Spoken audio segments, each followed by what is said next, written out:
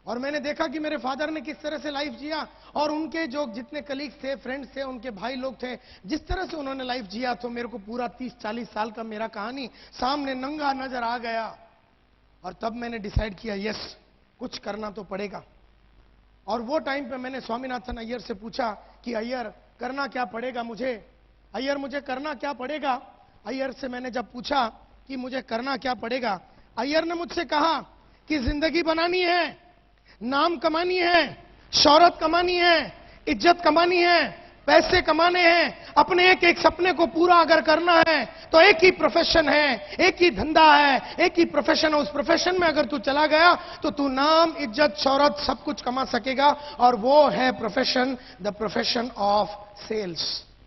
Sales के profession में चला जा, बेचने की प्रोफेशन में चला जा, और अगर तू उस प्रोफेशन में अगर ईमानदारी के साथ वो सब किया जो करना चाहिए, तो तू जीवन में जो जो करना चाहता है, जितने भी तेरे सपने हैं, सब कुछ साकार हो जाएंगे।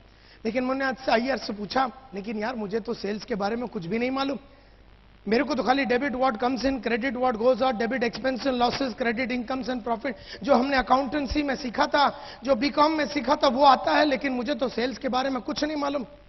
उसने मुझसे कहा, अमिताभ ने एक्टिंग के पहले एक्टिंग कभी की नहीं थी, आशा भोसले ने गाने के पहले कभी गाया नहीं था, जाकिर हुसैन ने तबला बजाने के पहले कभी बजाया नहीं था, और तू भी सेल्समैन बनने के पहले सेल्स में था नहीं।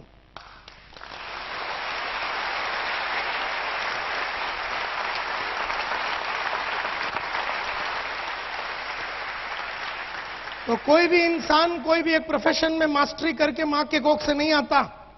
तो मिस्टर नायर, तेरे अगर मन में आग है, तेरे जीवन में कुछ कर दिखाने की भावना है, तो एक प्रोफेशन चुन, और यही है प्रोफेशन जिसमें तुझे नाम, इज्जत, शौहरत, ये प्रोफेशन में तुझे 5-6 रुपए अगर महीने के चाहिए तो 5 मिलेंगे, अगर 25,000 महीने के चाहिए तो 25 मिलेंगे, अगर 50 चाहिए तो 50 मिलेंगे, अगर तुझे लाख रुपया चाहिए तो लाख रुपया मिलेगा, 2 लाख चाहिए तो 2 लाख। तू बोल तेरे को कितना चाहिए, तेरे चाहतों के हिसाब से, तेरे चाहतों के हिसाब से तुझे पैसा मिलेगा, तेरे जरूरतों के हिसाब से नहीं, तेरे चाहतों के हिसाब से तुझे पैसे मिलेंगे। वो है सेल्स का ये लाइन। मैं बड़ा खुश हो गया, लग गया मेरे में आग, कुछ कर दिखाने की भावना, बहुत ही इंस्पायर्ड हो गया मैं, और मैंने डिसाइड कर दिया आज से 24 साल पहले कि मैं बनूंगा सेल्समैन। तब मुझे ये नहीं मालूम था कि मैं इस मकाम तक पहुंचूंगा। मैं बन गया सेल्समैन, ऐसा मैं बन जाऊंगा सेल्समैन, मैंने सोचा। और मैंने बहुत सारे इश्तिहार देखे न्यूज़पेपर में, सब में मैंने लिखा, लेकिन कहीं से मुझे कोई कॉल नहीं आया। तब एक दिन बैठा हुआ था सितंबर में, तो बहुत बड़ा एड मैंने देखा, want to make it big in life, बड़ा आदमी बनना चाहते हो, पैसा कमाना चाहते हो, 6 महीने में बाइक खरीदना चाहते हो, come to Eureka Forbes. Eureka Forbes सुना आपने? यूरेका फोर्ब्स क्या करती है, क्या बेचती है? वैक्यूम क्लीनर, वैक्यूम साफ सफाई की जो मशीन होती है, इलेक्ट्रिक की साफ सफाई की जो वैक्यूम क्लीनर होती है वो, और एक्वागार्ड वाटर प्यूरिफायर जो होता है, वाटर प्यूरिफायर बेचती है। और ये कंपनी के बारे में तो मैंने कभी सुना नहीं था, तो बढ़िया सा उन्होंने ऐड दिया हुआ था कि come for walk in interview. तो मैं सुबह सुबह चला गया केवल रात सालियन के पास, मेरे दोस्त के पास। मैं बोला, केवल मुझे वर्ली तक जाना, जेब में 1 8 आना नहीं यार, तू 5 रुपए दे दे उधार। 5 रुपए उसने मेरे को दिया, और मैं जा रहा था, उसने बोला मुझसे, केवल रात सालियन ने कहा कि तू वर्ली जा रहा ना, मुझे भी वर्ली में काम है, तो हम साथ में चलेंगे। तो हम साथ में चले गए। बस में उसने अपना सर्टिफिकेट्स मेरे हाथ में दे दिया था, क्योंकि उसके कुछ सर्टिफिकेट्स थे, उसने मेरे बैग में डाल दिया था। और जब मैं उतरा जहां पर मुझे जानी थी, वो सर्टिफिकेट उसको देने के लिए रह गया, भूल गया मैं, और वो भी लेने से भूल गया। खैर कोई बात नहीं, जैसे मैं ऊपर चढ़ रहा था बिल्डिंग में, तो मुझे याद आया उसकी सर्टिफिकेट। तभी तो कोई मोबाइल तो होता नहीं था, और उस टाइम पे तो मैंने कहा कि चलो शाम को उसको मिलूंगा, तब मैं उसको दे दूंगा। ये सोच के मैं ऊपर चला गया। मैं ऊपर जाके 4थे माले पे जब मैं पहुंचा और मैंने दरवाजा खोला, तो मेरे को एक सेमी हार्ट अटैक आ गया। मैंने देखा कि 300-400 आदमी लोग एकदम टाई भी लगा के, कोई कोट में मस्त ब्रीफकेस, कोई परफ्यूम मार के, एकदम चकाचक, कोई अंग्रेजी में बोलते हुए लोगों को जब मैंने देखा, तो मैं समझ गया एक चीज, कि यहां पर मेरा कुछ नहीं होगा। घबरा गया, मैं घबरा गया उन सब लोगों को देख के, और मैंने ये सोच लिया कि यहां पर मेरा कुछ नहीं होगा। मैंने दरवाजा छोड़ दिया, दरवाजा आपे आप बंद हो गया। मैं नीचे आ रहा था, 2nd फ्लोर पे पहुंचा, तो केवल रात सालियन ऊपर आ रहा था। बोले, कहां जा रहा है? मतलब मैं तो जा रहा हूं घर, मुझे नहीं लगता कि इधर तो सब एकदम एक से एक तुर्रम खान की औलाद लोग खड़े हुए हैं, मुझे नहीं लगता कि मेरा यहां पर कुछ होगा। उसने कहा, एक काम कर, आज सुबह का एक 5 रुपया जो तूने लिया था वो मिला के सब मिला के 135 होता है। पुराने जितने उधार लिए थे सब मिला के 135 होता है। पूरा पैसे अभी दे दे, नहीं तो ऊपर जा।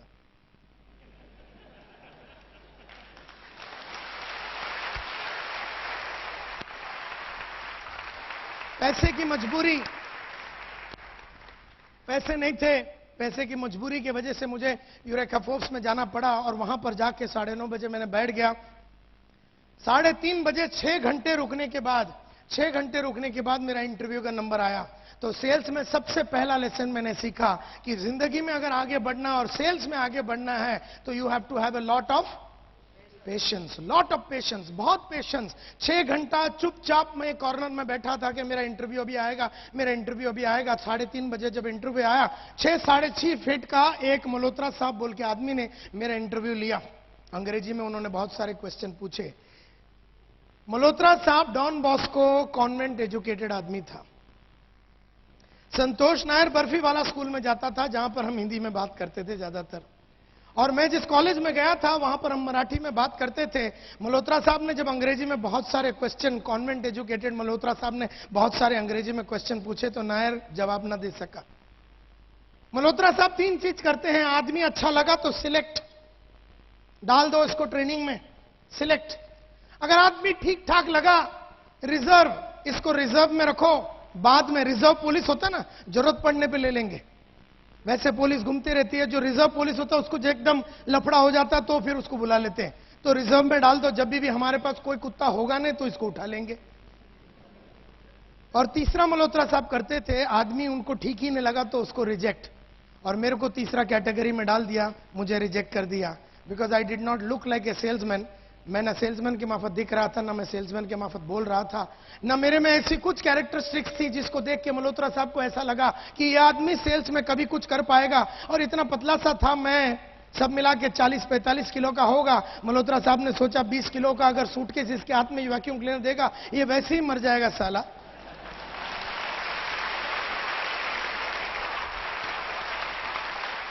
मल्होत्रा साहब ने रिजेक्ट कर दिया, मल्होत्रा साहब ने रिजेक्ट कर दिया तो उन्होंने कुछ बताया नहीं। उन्होंने ये बताया 15 दिन में बताएंगे। ये तो मुझे आज मालूम पड़ता है 15 दिन में बताने का मतलब है कि रिजेक्ट हो गया। तो मैंने बोला यस सर, 15 डेज में आप बताइए, कोई प्रॉब्लम है नहीं। मैं घर गया, बड़ी खुशी से अपने माँ को पूरे डिटेल में समझा दिया कि मैं आज इंटरव्यू देने गया था। मैंने पूछा कौन सी कंपनी में, यूरेका फोर्ब्स। बोले वो कौन सी कंपनी है? मैंने भी पहले सुना नहीं था। बोले तुझे करना क्या? बोला मेरे बोला कि घर घर में जाना पड़ेगा। घर घर में जाना पड़ेगा, एक घर में जाना पड़ेगा। और घर में जाके क्या करने का? मतलब घर में जाके वैक्यूम क्लीनर बेचना पड़ेगा। 18 किलो का सूटकेस है, वो सूटकेस लेके एक घर में जाना पड़ेगा, उसका डेमोन्स्ट्रेशन। बोले ये वैक्यूम क्लीनर क्या चीज होती है? मतलब वो तो मुझे भी नहीं मालूम। उन्होंने बताया कि कुछ साफ सफाई की मशीन है, ये घर में जाना है और जाके बेचना है। तू घर जाएगा? तू ये 18 किलो का सूटकेस लेके घर जाएगा? मेरी मां इतनी घबरा गई कि केस पहुंच गया के.एस. नायर के दरबार में। अब के.एस. नायर मेरा बापू है, और दुनिया का जितने भी बड़े टेररिस्ट होते हैं, अगर दुनिया का नंबर 1 टेररिस्ट कोई एक आदमी है तो मेरा बाप दूसरा नंबर में आता है। इसका मतलब यह है कि इतना खतरनाक उसका बिहेवियर है कि हमारे खानदान में उसके 1 किलोमीटर के रेडियस में कोई कुत्ता जाता नहीं।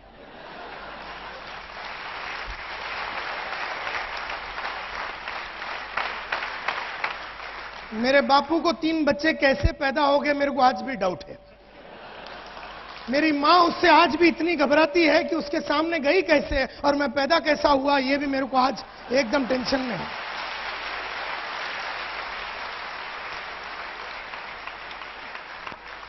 इतना खतरनाक आदमी जो मतलब खड़ा नहीं करता किसी को। आजकल 73 का है, टोटल बेड पे है। पुराना हिसाब किताब हम कर सकते हैं अभी, लेकिन अभी भी वो रूम में जाने को अपनी एकदम स्पेयर पार्ट हिल जाता है।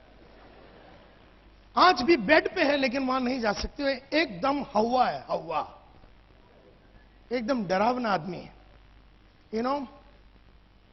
केस जब उनके दरबार में गया और बोला बेटा बोलता है सेल्समैन बनेगा, घर में जाएगा, पेटी लेके घूमेगा। मेरे बाप ने ऊपर से नीचे देख लिया मेरे को एक ही नजर में, और मेरा सेल्समैन का करियर उधर ही खलास हो गया। बोले ये सब सिंधी पंजाबी लोग का काम है, समझ में आया तुझे? ये सब सिंधी पंजाबी लोग करते हैं घर में जाने का, ये सब हम मद्रासी लोग नहीं करते। मुझे देख, मैं 35 साल से एक जगह में काम कर रहा हूं, एकदम एक ही कंपनी में, केईसी इंटरनेशनल में, और अभी मेरा और 15 साल बचा हुआ है। एक जगह पे रहे, अभी तेरा अच्छा अकाउंटेंट का नौकरी चल रहा है, आज 400 रुपए पगार है, कल 500 हो जाएगा, जिंदगी तेरी मस्त चलेगी, मुझे देख। वो रात पहली बार मैंने अपने बाप को बराबर देखा, और देखने के बाद यह तय किया कि इसके माफत तो बनना नहीं है। अच्छा हो गया उन्होंने मुझसे बोला कि मुझे देख। ना वो बोलते ना मैं बराबर देखता, क्योंकि इतने साल में तो उसको देखा ही नहीं अपन ने।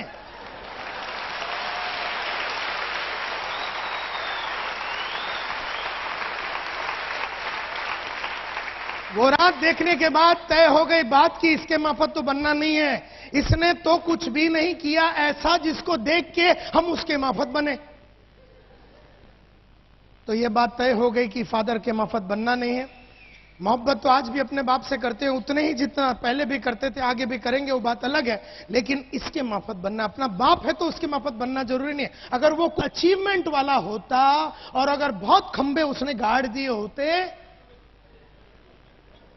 तो फिर एक हाथ हम भी मार के देखते उसके माफत। लेकिन इस आदमी ने, जिसने मुझे शाम को 6 बजे बोला मुझे देख मेरे माफत बन, मैंने ये डिसाइड किया इसके माफत नहीं बनूंगा।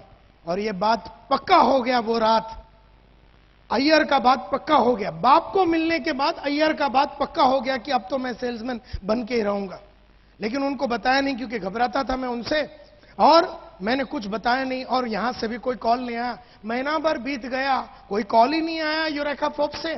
तो एक मतलब कहानी ऐसी जाती है कि आधा बंबई मल्होत्रा साहब संभालते थे। यूरेका फोर्ब्स आधा बंबई मल्होत्रा साहब संभालते थे, और आधा बंबई जो था अनिल कुमार गुप्ता बोल के दूसरे ब्रांच मैनेजर के पास थे। उस जमाने में अनिल कुमार गुप्ता साहब जो दूसरे ब्रांच मैनेजर, उनको आदमी की जरूरत पड़ी। उन्होंने बहुत ऐड वगैरह डाला लेकिन उनको कोई नहीं मिला, और एकदम डेस्परेट हो गए, एकदम उदास हो गए। और एक दिन मल्होत्रा साहब के पास जाके बैठ गए जो दूसरे ब्रांच मैनेजर थे। बोले यार मल्होत्रा, तेरे पास कोई सिलेक्टेड कैंडिडेट है तो दे यार, मुझे 15 जन का एक नया टीम खड़ा करना है। मल्होत्रा साहब ने बोला यार ये टाइम मैंने ऐड डाला था, इतना मैंने ऐड डाला, लेकिन मुझे कोई आदमी नहीं मिला, जो मिले मैंने सबको ले लिया। बोला अच्छा ठीक है यार, तेरे पास कोई रिजर्व कैंडिडेट तो होगा, रिजर्व कैंडिडेट अगर तू दे देगा तो मैं एक टीम खड़ा कर दूंगा, तो मेरे को यार तेरा रिजर्व। बोले यार ये टाइम मैंने जो रिजर्व कैंडिडेट है उसको सिलेक्ट समझते हुए मैंने सबको सिलेक्ट करके ले लिया, तो मेरे पास रिजर्व कैंडिडेट भी नहीं है। बोले यार मल्होत्रा, तेरे पास कोई रिजेक्ट माल तो होएगा? बोले बहुत सारे हैं, और उसमें मेरा नंबर भी था। मल्होत्रा साहब ने गुप्ता साहब को सभी रिजेक्टेड कैंडिडेट, आड़े टेढ़े जितने भी नॉनसेंस वाले आदमी थे, जितने बेकार जो लोग थे, उनका पूरा लिस्ट उठा के गुप्ता साहब को दे दिया। गुप्ता साहब ने उसमें से छाटम छाटी करके न जाने क्या टेक्निक यूज करके एक टेलीग्राम भेज दिया। 2 अक्टूबर गांधी जयंती 1985 दोपहर के 2 बजे मेरे हाथ में एक टेलीग्राम आया, report for final interview 9:30 in the morning 3 अक्टूबर 1985। तकदीर ने वहां साथ दिया, तकदीर ने वहां साथ दिया कि टेलीग्राम के.एस. नायर के हाथ न लगा।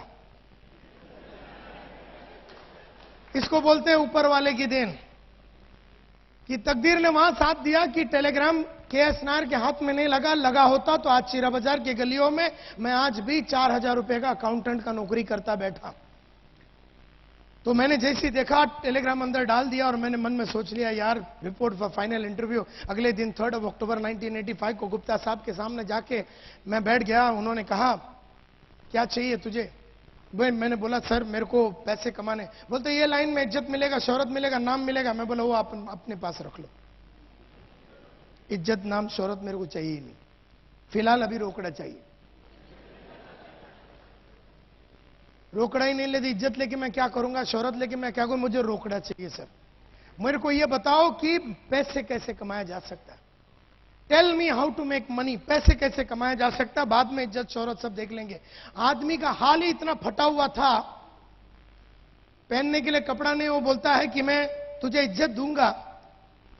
तो मैंने बोला ये सब नहीं चाहिए सर, पैसे कमाने का रास्ता बताओ, ईमानदारी वाला रास्ता बताओ, ईमानदारी से जो काम किया जा सकता है और जिसमें पैसे कमा। बोलता है you have joined the right profession, sales is the best profession you have joined, कोई टेंशन नहीं लेने का। एंड उन्होंने मुझे सेलेक्ट किया, और उन्होंने कहा कि एक बैच मैं कल सुबह शुरू कर रहा हूं, और एक बैच मैं शुरू करने वाला हूं 15 दिन के बाद, 15 डेज के बाद मैं एक बैच चालू करने वाला, और एक कल सुबह चालू करना, तू कौन सा ज्वाइन करना चाहेगा? मैं बोला सर 15 दिन के बाद वाला मैं ज्वाइन करना चाहूंगा और बाकी के सब काम सल्टा के मैं आ जाता हूं आपके पास। तो उन्होंने एक पते की बात कही। उन्होंने कहा कि देख ऐसा है, ये 15 दिन जो तू अभी नहीं आने वाला है और 15 दिन के बाद ज्वाइन करने वाला, तू काम तो वही अकाउंटेंट का ही करने वाला है। मैं बोला यस सर। अब ये अकाउंटेंट के काम में तू कुछ नया सीखने वाला है? बोला नहीं, वही तू काम करेगा जो पिछले कई सालों से कर रहा है। Debit what comes in, credit what goes out. तू कुछ नया सीखने वाला नहीं है। और 15 दिन में तू कुछ भी नया अगर सीखने वाला नहीं है, और अगर कल सुबह तू 9:30 बजे सेल्स में आ जाता है और कल का कल सुबह तू ज्वाइन कर लेता, तो तुझे जिंदगी में हमेशा 15 दिन का एडवांटेज रहेगा। 15 दिन का एडवांटेज तुझे लाइफ में रहेगा। गुप्ता साहब ने कहा कि 15 दिन बहुत होते हैं नायर, 15 दिन बहुत होते हैं। 15 दिन में तो जिंदगी बन जाती है बॉस। 15 दिन में तो करियर बनने का नींव बन सकता है। बात मेरे को गुप्ता साहब की जमी और मैंने कहा कि सर कल सुबह 9:30 बजे आ जाता हूं। और मैं वहां जाके अपना वो जो भी था अकाउंटेंट का नौकरी वगैरह मैंने रिजाइन करके अपने बापू को फोन लगा दिया अपने कंपनी में। अब तुम खाली अंदाज लगा सकते हो कि हिंदी में जितने भी, हमारे मलयालम लैंग्वेज में जितने भी मां बहन की गालियां हैं, सब मेरे बाप ने मेरे को ही सुना दी है। सब सुना दिया। मेरे को बोलता तेरे को अक्ल है नहीं, ये नहीं, वो नहीं, तेरा मामा भी वैसे ही था, तेरा मामा को मैंने बोला था आर्मी नहीं छोड़ना, उसने भी कीड़े हैं उसको, तेरे में अतरंगी कीड़े हैं, ये है वो है करके उन्होंने इतना गाली दिया, इतना गाली दिया कि मैं सुनता रहा। और एक पॉइंट आया जहां मैंने बोला बस। पहली बार साला टेररिस्ट भी चुप हो गया। मैं बोला देखो, वो जो 600 रुपए मैं आपको दे रहा हूं, और अगर मैं आपका बेटा हूं और हर महीने अगर 30 तारीख बोल के एक दिन होगा, हर महीना 30 तारीख बोल के अगर एक दिन होगा, और अगर मैं जिंदा हूं और बंबई शहर के अंदर हूं, तो 600 रुपए जो मैं आजकल आपको देता हूं वो तो आपको मिलेंगे। भले मैं आपके साथ रहूं या भले मैं आपके साथ ना रहूं, लेकिन 600 रुपए आपको मिलेंगे। मुझे मत रोकिए अभी। 20 साल में पहली बार 40 सेकंड मेरे को हिम्मत आई, और उसके बाद 42 साल, हमसे 22 साल वो हिम्मत कभी आई नहीं।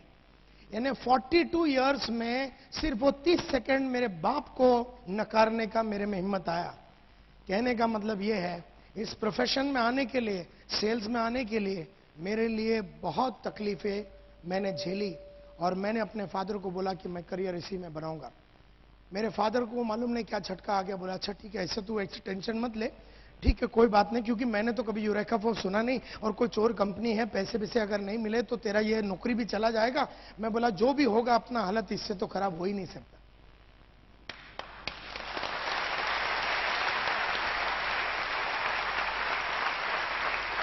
अपनी हालत इतनी फटी हुई थी, इससे ज्यादा फटने का सवाल ही नहीं उठता, इससे नीचे जाने का सवाल ही नहीं उठता कि 18 महीना भाड़ा नहीं दिया तो 19 महीना नहीं दिया तो कौन सी बड़ी बात हो गई, है कि नहीं। महाराष्ट्र हाउसिंग बोर्ड एक और नोटिस भेज देगा, उसमें कोई फर्क नहीं पड़ता, क्योंकि अभी तो भाड़ा दिया ही नहीं है। अगर 4 किराने वाले से उधार ले लिया तो 5 से लिया और थोड़ा बदनाम हो गया, वैसे भी बदनामी है। तो बात मेरे को समझ में आ गई कि मुझे इससे निकलना है। एंड देयरफॉर ऑन 4 अक्टूबर 1985, आज से 22.5 साल पहले मैंने यूरेका फोर्स बोल के कंपनी को ज्वाइन कर लिया as a full time sales representative. 5 दिन का ट्रेनिंग हुआ हमारा, और उस 5 दिन के ट्रेनिंग में बहुत सारी बातें गुप्ता साहब ने सिखाई, और वो सब बातें सिखाने के बाद हमारे को बोल दिया अब तुम लोग जाओ फील्ड में। 11 अक्टूबर 1985 4:30 बजे दोपहर को मनोज गुप्ता साहब ने 18 किलो का सूटकेस हाथ में पकड़ा दिया, बोले जा। मैं बोला किधर जाऊं? बोले टेरिटरी में। तो हर सेल्समैन का एक टेरिटरी होता है, एक जगह होता है जहां पर उसको काम करना होता है। तो मुझे भी टेरिटरी दे दिया गया। मेरे को बोला तेरा टेरिटरी है ग्रैंड रोड ईस्ट। मैं बोला सर वो बंबई का रेड लाइट एरिया है। बोलते उधर बहुत पोटेंशियल है।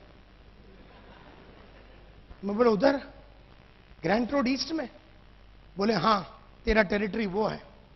खैर कोई बात नहीं, हाथ में 18 किलो का सूटकेस, मन में बहुत सारे सपने और विश्वास लेके 11 अक्टूबर 1985 को जो मैं उतरा फील्ड पे 4:30 बजे, तब से लेके आज तक मैंने जिंदगी में मुड़ के कभी देखा नहीं। 20 दिन बचे हुए थे उस महीने के लिए, 20 days were left। उस 20 दिन में काम करना था, और उस जमाने में 3,500 सेल्समैन होते थे यूरेका फोर्ब्स में ऑल ओवर इंडिया, और ये वैक्यूम क्लीनर बेचते थे ये लोग, और महीने का जो एवरेज था वो था 4 से 5 वैक्यूम क्लीनर। 4 से 5 वैक्यूम क्लीनर ये 3,500 लोग बेचते थे, and that was the average. और अगर आपने 8 या 9 बेच दिया तो आपका ब्रांच मैनेजर इतना खुश होता था कि आपको लंच पे या डिनर पे लेके जाता और अपने को एक छोटा सा गिफ्ट वगैरह लेके देता, बिकॉज अपना ब्रांच मैनेजर खुशी से पागल हो जाता था, बोले 8 बेचा है किसी लड़के ने। और अगर आपने 12 से 13 बेचा या उससे ऊपर बेचा, जो कि कोई बेचता ही नहीं था एक महीने में, हमारा कंपनी का मैनेजिंग डायरेक्टर अखिल मार्फतिया अपना 2000 रोवर गाड़ी में आते थे। 2000 स्टैंडर्ड रोवर गाड़ी में, बड़ा गाड़ी होता था, उसमें आते थे और तुम्हें लेके जाएगा ज्वेल ऑफ इंडिया, जो सामने का एकदम बढ़िया सा रेस्टोरेंट था, वहां लेके जाके आपको खाना पीना सब खिलाता था। और आप बोलो वो बदन पे, जो भी बदन के पोर्शन पे आपको चुम्मा चाहिए वो लगा देता था। अगर आप बोलो इधर चुम्मा लगा दो सर, तो वो तैयार हो जाता था। वो पागल हो जाता था इतना कि 12-13 किसने बेच दिया। तो मतलब मार्फतिया साहब इतने पागल होते थे कि बोला 12-13 बेच दिया यार, फैंटास्टिक। और ये था रिकॉर्ड।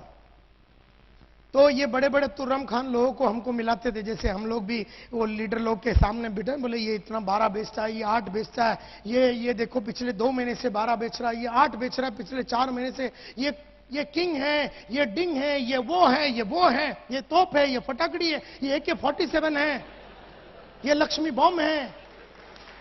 और हम साले सब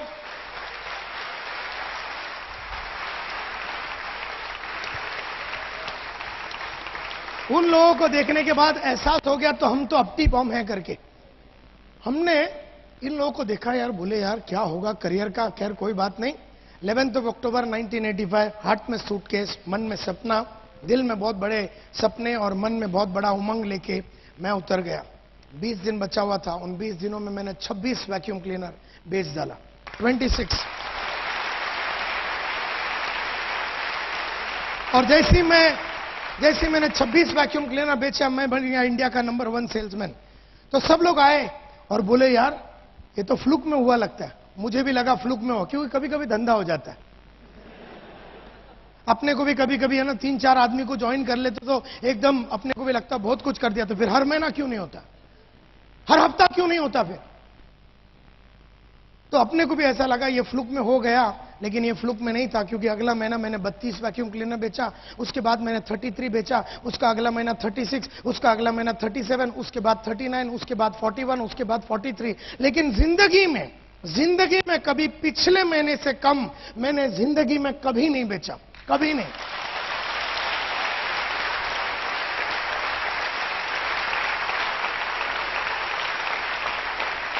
और ये फिलॉसफी रहा लाइफ का कि मैंने जिंदगी में जितने पैसे लास्ट महीने में कमाया उतना मैं कभी नहीं कमाता हूं। ये मेरा फिलॉसफी है। अगर लास्ट महीना 1 लाख कमाया तो ये महीना 1.25 लाख कमाऊंगा, और अगर ये महीना 1.25 लाख कमाया तो अगले महीना 1.5 लाख। कभी पिछले महीने से कम मैंने लाइफ में 23 साल में नहीं कमाया, लाइफ में। ये फिलॉसफी है मेरा। तो बन गया इंडिया का नंबर 1 सेल्समैन। तो उन्होंने मेरे को बना दिया ग्रुप लीडर, तो मैं बन गया इंडिया का। 4 लड़के मेरे नीचे डाल दिए, मैं बन गया इंडिया का नंबर 1 ग्रुप लीडर। तो मुझे बना दिया सेल्स सुपरवाइजर 12 लोगों के साथ, मैं बन गया इंडिया का नंबर 1 सेल्स सुपरवाइजर। तो डाल दिया मेरे नीचे 29 लोग और मुझे बना दिया ब्रांच मैनेजर, और मैं बन गया इंडिया का number 1 branch manager.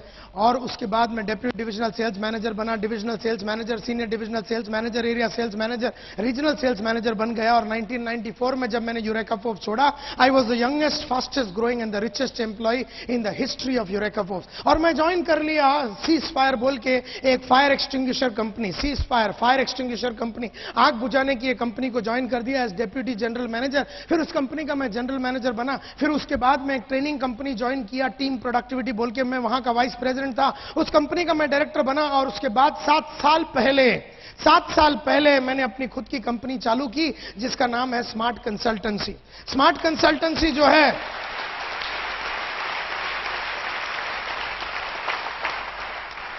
Smart consultancy जो है पिछले 7 साल से कॉर्पोरेट ट्रेनिंग में है। एशियन पेंट्स को हम लोग ट्रेन करते हैं, ब्लो प्लस को हम लोग ट्रेन करते हैं और आईसीआईसी को हम लोग ट्रेन करते हैं। और दुनिया की जितने भी बड़ी कंपनियां हैं, Coca Cola, Procter and Gamble, आप बोल लो, जो भी आपके मन में कंपनी का नाम आवे, जो भी कंपनी का नाम आवे, उस कंपनी का या तो एमडी को या सीईओ को या वाइस प्रेसिडेंट को या रीजनल मैनेजर को या ब्रांच मैनेजर को या उन कंपनी का फ्रंट लाइन के लोगों को मैंने कहीं ना कहीं, कभी ना कभी, कहां ना कहां मैंने बात किया होगा और ट्रेन किया होगा। करीबन 200 टॉप कंपनियां इंडिया के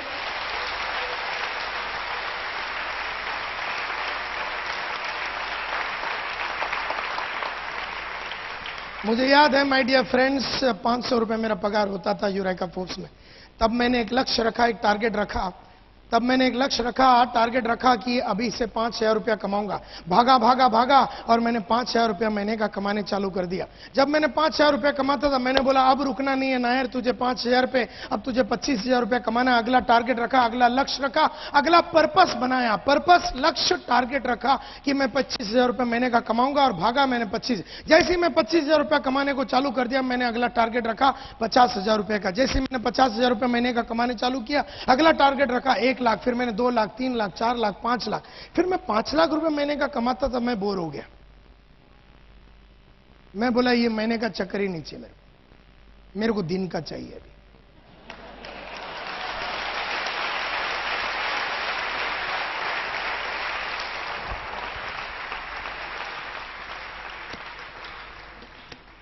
तब मुझे याद है पहला बार मैंने दिन का टारगेट रखा कि दिन में 3,000 कमाऊंगा। जब मैं 3,000 रुपया कमाया, थोड़े दिन मैंने कमाया, बोला नायर रुकना नहीं, क्योंकि रुका हुआ पानी और ठहरा हुआ इंसान दोनों सड़ जाता है।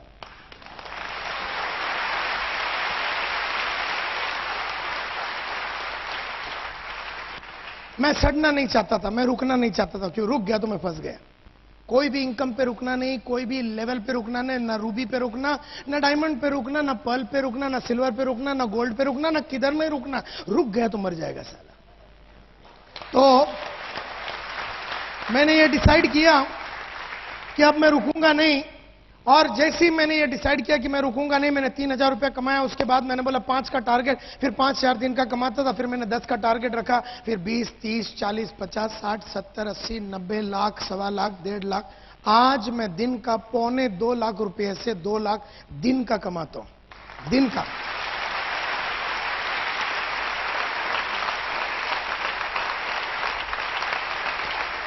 और अगर आप मेरा ट्रेनिंग कैलेंडर, मेरा ब्रीफकेस खोल के मेरा ट्रेनिंग कैलेंडर देखेंगे, हर दिन बुक्ड हूं। आने वाला 5 महीने में एक दिन मिलेगा नहीं आपको, अगर आपको मेरा ट्रेनिंग चाहिए। पूरा 5 महीना बुक्ड है और सबका पैसा एडवांस में ले लिया है।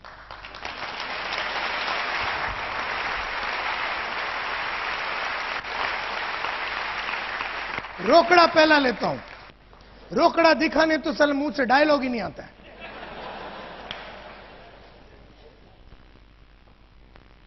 लेकिन आजकल मैं बड़ा दुखी हूं,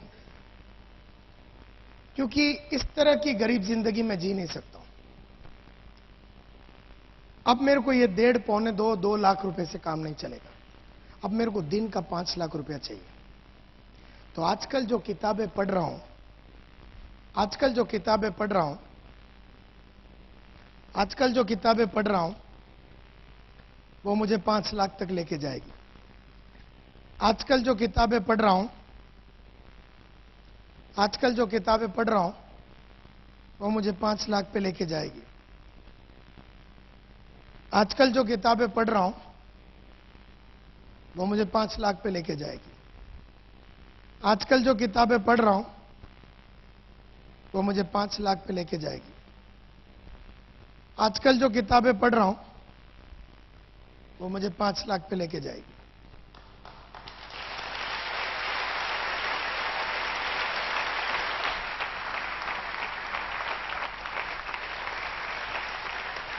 आजकल जो कैसेट सुन रहा हूं, आजकल जो ऑडियो और वीडियो कैसेट देख रहा हूं और सुन रहा हूं, वो मुझे 5 लाख पे लेके जाएगी। और आजकल जिस इंसान के ट्रेनिंग प्रोग्राम अटेंड करता हूं मैं, वो मुझे 5 लाख पे लेके जाएगा। अभी मैं इंडोनेशिया गया था, बाली में। मेरे गुरु को मिलने के लिए। वो दिन का 25 लाख लेता है। वो मेरा बाप है।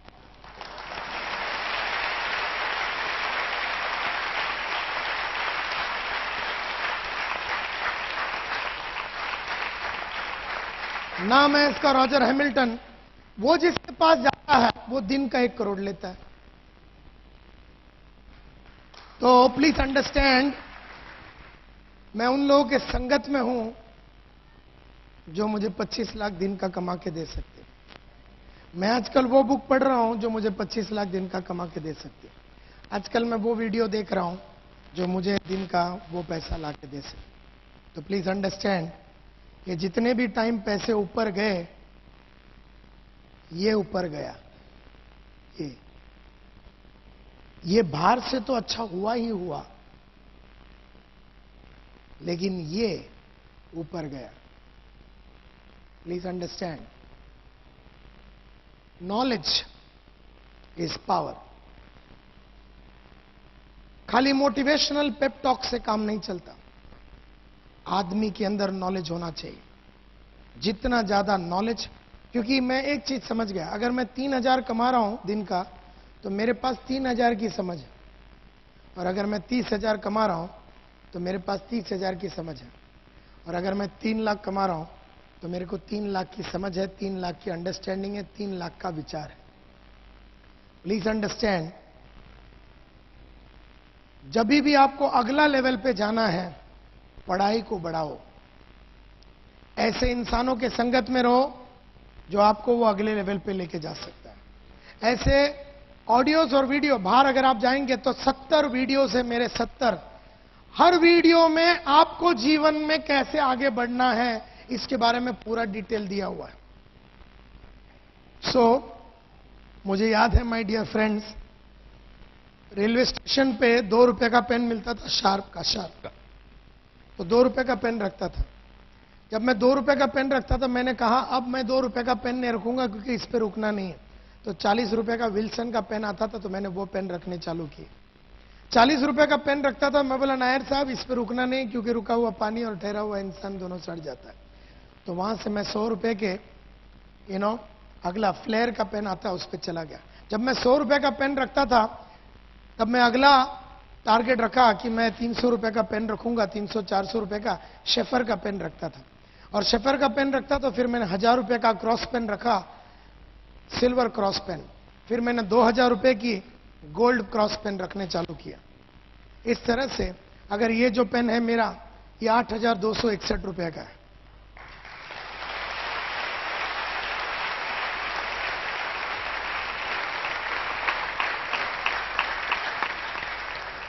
मेरा अगला पेन होगा कार्टियर का 1 लाख रुपए का।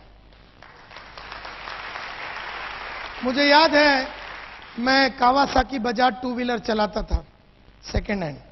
तब मैंने अगला टारगेट रखा कि अब मैं फर्स्ट हैंड गाड़ी खरीदूंगा। जैसे मैं उसके ऊपर चढ़ा, मैं उसको बोला कि मेरा अगला टारगेट मैंने रखा कि मैं सेकेंड हैंड प्रीमियर पद्मिनी लूंगा। जैसे ही मैंने सेकेंड हैंड प्रीमियर पद्मिनी लिया, मैंने टारगेट रखा कि ये तारीख 2 जून 1996 को मैं मारुति 800 एयर कंडीशन गाड़ी लूंगा। वो डेट मैंने रखा, बराबर वही डेट पे जाके मैंने गाड़ी खरीदा। जो दिन वो गाड़ी खरीद के सिद्धिविनायक टेम्पल में जाके पूजा करके हम वापस आ रहे थे, बाजू में मेरी बीवी बैठी थी। अब ये गाड़ी खरीद के 1 घंटा भी नहीं हुआ था, नया brand new air condition Maruti 800। मैंने बोला अगला गाड़ी कौन सा? तब उसने कहा अगला गाड़ी है स्टीम रिवियरा रेड कलर। मैंने डेट तय कर दे अभी। तो हमने डेट तय कर दिया कि we will buy it on our wedding anniversary 14 सितंबर 2000 को, जो हमारा वेडिंग एनिवर्सरी वो दिन हम खरीद लेंगे। बराबर 1:30 बजे दोपहर को जाके हमने वो गाड़ी खरीद लिया। जब हम उसको लेके महालक्ष्मी टेम्पल जाके पूजा करके वापस आ रहे थे, नीचे उतर रहे थे, मैंने गाड़ी बाजू में लगाया। मैं अगड़ा गाड़ी कौन सा? तब उसने कहा कि अगला गाड़ी हम खरीदेंगे लग्जरी गाड़ी। तो हमने अगला गाड़ी का डेट रखा कि सन 2002 में हम अगला गाड़ी खरीदेंगे, जिसका नाम है हुंडई सोनाटा। और बराबर 18 दिसंबर 2002 को हमने जाके वो गाड़ी खरीदी, सोनाटा। और जैसी सोनाटा लेके प्रेयर करके हम नीचे उतर रहे थे, गाड़ी हमने साइड में लगाया और पूछा अगला गाड़ी कौन सा? और अगला गाड़ी है मेरा मर्सिडीज बेंज 29 सितंबर 2007 3 बजे दोपहर को मैं खरीदूंगा। 80 लाख का गाड़ी है, 80 लाख रुपए का।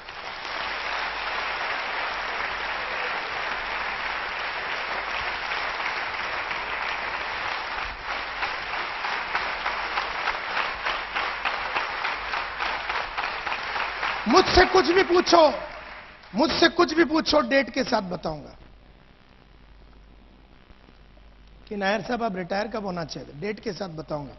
नायर साहब आपका अगला घर कौन सा, डेट के साथ, टाइम के साथ बताऊंगा। कहां, सीजी रोड में 1200 स्क्वायर फीट, 3 बजे दोपहर, 14 जनवरी 2000, डेट के साथ। यहां बैठा हुआ कितने इंसान के पास हर चीज जो आपको करना है, खुद का ऑफिस हो, लैपटॉप हो, या आपका कुछ भी हो, घर हो, गाड़ी हो, कुछ भी हो, मुझसे पूछो अगला मेरा फॉरेन ट्रिप कहां पर होगा, किसके साथ होगा, डेट के साथ सब तय है, तारीख के साथ तय है, कैलेंडर में ब्लॉक कर दिया, टिकट बुक करने के लिए दे दिया है। आज से 1 साल के बाद वाला हॉलीडे भी सब तय है। आपके पास आपका अगला लक्ष्य का डेट और टारगेट, हर चीज का डेट के साथ पूरे डिटेल में एक बढ़िया सा 200 पेज के बुक में, जिस इंसान के पास यहां पर है, हाथ ऊपर करो। यही है प्रॉब्लम जिंदगी की, कि हम में से कईयों को यह नहीं मालूम कि हमें जाना कहां है। अब जाना कहां है मालूम नहीं है तो कोई भी रास्ता चलेगा। जब मुझे मालूम ही नहीं कि दिल्ली जाना है, कि लाहौर जाना है, कि पाकिस्तान जाना है, कि श्रीलंका जाना है, किधर भी चला जाऊंगा मैं। जब मुझे मालूम ही नहीं है कि मेरा लक्ष्य क्या है, मेरा गोल क्या है, तो मैं किस लिए लड़ रहा हूं, मुझे भी नहीं मालूम। And this is the problem with life, कि अगर आपको जीवन में आगे बढ़ना है तो आपका हर लक्ष्य, आपका हर टारगेट डेट के साथ लिखा हुआ आपके पास होना चाहिए। कंप्लीटली डेट के साथ आपके पास लिखा होना चाहिए।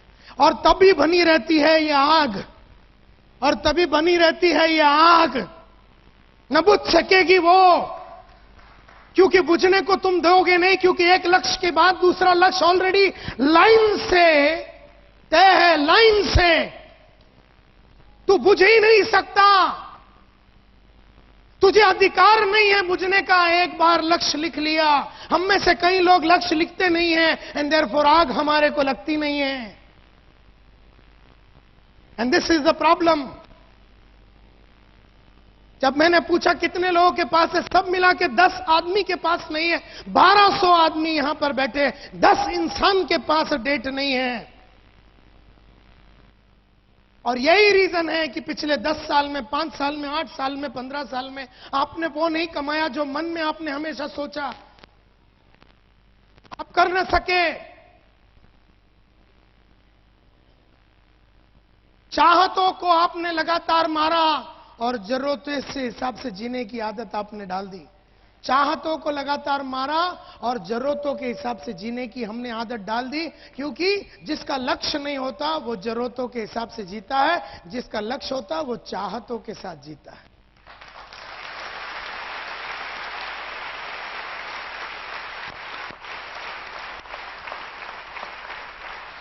तो मेरी बेटी अगर आके मेरे को बोले, मेरी 3 बेटियां हैं, अगर मेरी बेटी आके बोले कि पप्पा मुझे 20 लाख रुपया चाहिए, सिंगापुर में जाके इंजीनियरिंग करना है, मैं 20 लाख दूंगा। लेकिन हम में से कई लोग की बेटियां अगर आके 20 लाख रुपया मांगे तो हम बोलेंगे देख, और हम कहानी सुना देंगे। और यही कहानी मेरे फादर ने मेरे को अपनी पढ़ाई के बारे में सुनाई थी। और मैं हिस्ट्री को दोहराना नहीं चाहता, मैं अपना बाप बनना नहीं चाहता। अगर मैं बाप हूं मेरी बेटियों का, और अगर हस्बैंड हूं मैं मेरी बीवी का, और अगर बेटा हूं के.एस. नायर का और इंदिरा एस. नायर का, सपने जिसके भी हो मैं पूरा करूंगा।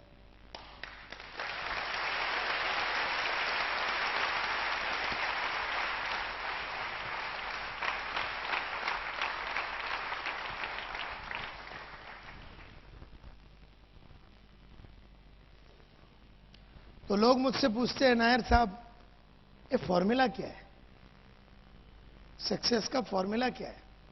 बुलाते हैं लोग मुझे, नायर साहब आइए और जरा खड़े हो जाइए और लोगों को बताइए कि जीवन में आगे कैसे बढ़ना है। आज से 10 साल पहले, 15 साल पहले जब लोगों को बुलाता था तो मैं अपनी कहानी सुना के सबको बोलता मैंने ये किया, मैंने वो किया, और सब लोग मेरे को बुलाते थे कि आप जरा टॉक दो सक्सेस के ऊपर, प्रोग्रेस के ऊपर, अचीवमेंट के ऊपर आप जरा टॉक दीजिए नायर साहब, सबको जरा आग लगाइए। तो मैं सबको टॉक तो देता था। उन दिनों में मैं परेशान हो गया ये सोच के कि मैं सक्सेसफुल एक्चुअली क्यों बना, कैसे बना।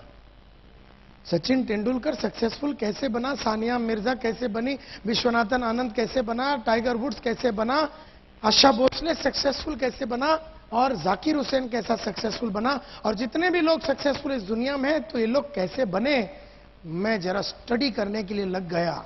और मैंने बहुत सारे एमएलएम कंपनियां और नेटवर्क मार्केटिंग कंपनियां नेशनली इंटरनेशनली मेरे को बुलाती थी। World direct sales congress attend करने गया था 1993 में जर्मनी में। दुनिया की जितनी भी मल्टी लेवल मार्केटिंग कंपनियां जर्मनी में आई थी, और मैं इन लोगों के बीच में बैठ के मैं सोचने के लिए लग गया कि साला फॉर्मूला क्या है। क्यों कोई आदमी लगातार सालों साल 16 साल से सचिन तेंदुलकर राज कर रहा है। ऐसा नहीं कि 1 साल किया फिर 3 साल बैठ गया, 1 साल किया फिर 6 महीना बैठ गया, 16 साल। 73 बरस की आशा भोसले 60 बरस से गाना गा रही है, 60 बरस से। 64 बरस का अमिताभ बच्चन 40 साल से फिल्म लाइन को खेल रहा है, न थकता है न रुकता है, न उसकी चीनी कम हुई है,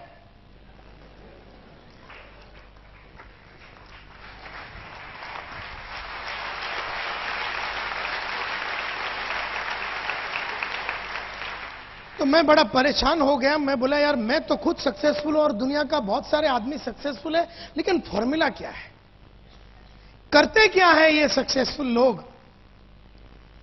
क्यों अगर एक 100 करोड़ का पॉपुलेशन है इस कंट्री में, तो क्यों सिर्फ 1.5 लाख लोग ही है बहुत अल्ट्रा अमीर इस देश में। क्या फॉर्मूला है। तो मैं एक वॉयेज ऑफ डिस्कवरी पे निकला, बहुत सारे बायोग्राफीज पढ़े, बहुत सारे ऑटोबायोग्राफीज पढ़े मैंने, बहुत सारे मीटिंग्स मैंने ली सक्सेसफुल लोगों की टॉप के, बहुत सारा इंटेंस मैंने सोचा और थिंकिंग किया, और बहुत सारे नेटवर्क मार्केटिंग के आदमी लोगों को मैंने पूरे वर्ल्ड में मिला, पूरे वर्ल्ड में मिला। एमवे से लेके, एवरी श्लेन से लेके, न्यूट्री मैट्रिक से लेके, एएमसी से लेके, दुनिया का टॉप से टॉप कंपनी में मैं गया और मल्टी लेवल मार्केटिंग का एक एक इंसान की जीवन को स्टडी किया। स्टडी करने के बाद मुझे समझ में आ गया कि मैं क्या ढूंढ रहा हूं। मैं ढूंढ रहा हूं the common denominator of success. Success का कॉमन फॉर्मूला क्या है, और जो कि मैं वो ढूंढ रहा था तो मुझे वही मिला। मैं ढूंढ रहा था ये कि सक्सेस का फॉर्मूला क्या है। नजरें जो आपकी ढूंढती है और मन जो आपका सोचता है, वहां तक आपकी आंखें आपको पहुंचाई देती है। तो मुझे समझ में आ गया फॉर्मूला क्या है सक्सेस का। तब मुझे समझ में आ गया कि सक्सेस एवरीबॉडी वांट्स इट, सबको चाहिए, यस और नो, सबको चाहिए। किसी को भी पूछो, अहमदाबाद के गली में जाओ, सूरत के गली में जाओ, ऐसा कोई आइटम नहीं मिलेगा आपको जो बोलता मेरे को होना ही नहीं है। सबको चाहिए। यहां बैठा हुआ 1200 को चाहिए, तो फिर मिलती क्यों नहीं सबको? सबको क्यों नहीं मिलती? क्यों नहीं बन सकते हम डायमंड? क्यों नहीं बन सकते हम रूबी, एमरल्ड या जो भी है? क्यों सब लोग नहीं कमा सकते 3 से 4, 5 लाख रुपए महीने का? सबको चाहिए सक्सेस, ये मेरे को समझ में आया। तो मुझे लगा हार्डवर्क, हां सक्सेस का फॉर्मूला हार्डवर्क होगा, हां फॉर्मूला हार्डवर्क होगा। तो मैं बड़ा खुश हो गया, लेकिन मेरी खुशी 3 मिनट की थी, क्योंकि अगर सक्सेस का फॉर्मूला हार्डवर्क है तो मेरे बाजू में एक रिक्शा वाला रहता है। पिछले 27 साल से रिक्शा चलाता हूं। सुबह जाता है, बहुत लेट रात को आता, बहुत मेहनत करता है, लेकिन उसने कुछ नहीं कमाया। और मैं ऐसे हजारों इंसानों को जानता हूं जो सुबह से लेकर रात तक बहुत मेहनत करते हैं लेकिन पैसा नहीं बनाया। तो मेरे को फॉर्मूला समझ में आ गया कि हार्डवर्क का सक्सेस से कोई कनेक्शन ही नहीं।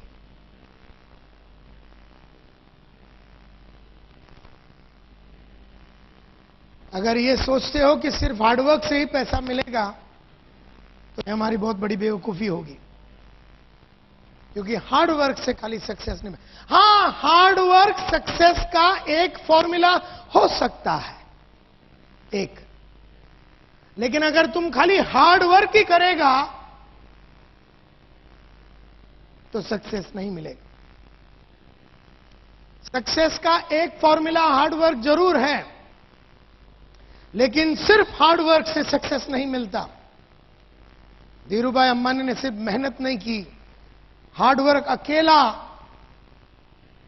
कुछ तो है दूसरा फॉर्मूला, कुछ तो है फॉर्मूला जो दुनिया का हार्ड वर्किंग आदमी लोग को अभी तक समझ में नहीं आया। Is it the real secret of success hard work? मैं थोड़ा और पढ़ाई लिखाई करने को आगे चला गया, क्योंकि मैं नेटवर्क मार्केटिंग में बहुत हार्ड वर्किंग आदमी लोगों को देखा जिन्होंने 8 आना नहीं कमाया, और ऐसे भी लोगों को देखा जो लगातार लाखों रुपया कमा रहा। तो मैंने उसको पकड़ा और उसकी पूरी मैंने कुंडली निकाली और पूरा स्टडी किया। तो स्टडी करते करते मेरे को एक चीज समझ में आ गया, सक्सेस का सीक्रेट